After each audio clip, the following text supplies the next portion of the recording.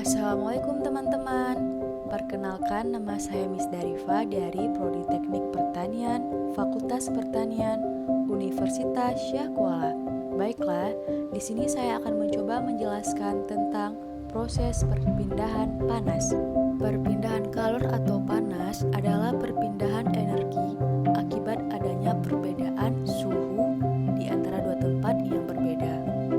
Perpindahan panas meliputi proses pemasukan dan pengeluaran panas. Panas atau kalor merupakan energi yang berpindah dari suhu tinggi ke suhu yang rendah. Kalor tersebut memiliki satuan internasional atau disebut dengan joule. Selanjutnya, macam-macam mekanisme perpindahan panas. Yang pertama, secara konduksi. Yang kedua, secara konveksi. Dan yang ketiga, secara radiasi. Yang pertama, perpindahan panas secara konduksi. Konduksi panas merupakan perpindahan panas tanpa disertai perpindahan materi. Contoh peristiwa konduksi dalam kehidupan sehari-hari adalah 1. Ceret menjadi panas ketika diletakkan di atas kompor yang menyala.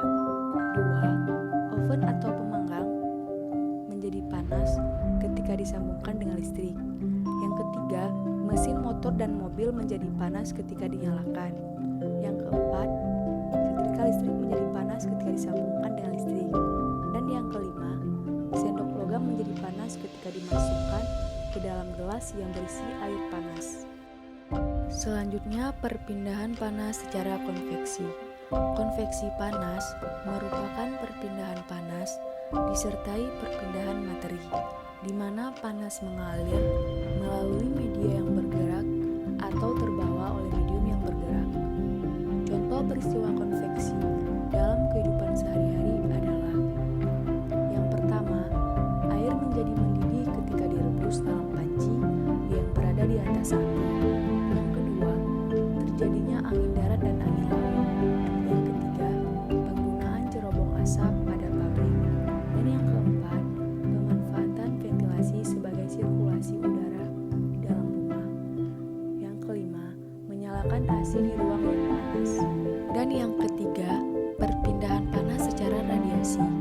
Radiasi panas merupakan perpindahan panas terpancar, di mana panas berpindah melalui ruang dengan atau tanpa media.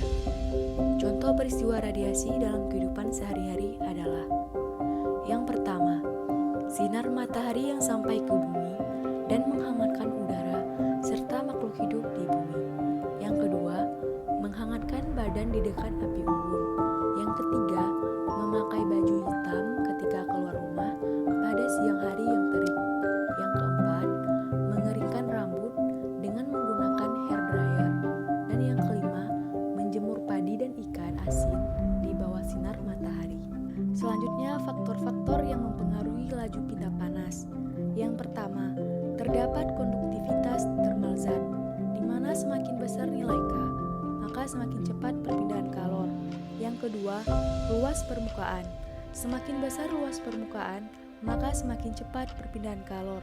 Yang ketiga, ketebalan dinding. Semakin tebal dinding, maka lambat perpindahan kalor. Dan yang terakhir, beda suhu. Semakin besar beda suhu, maka semakin cepat perpindahan kalor. Selanjutnya, persamaan yang mendefinisikan konduksi, konveksi, dan radiasi.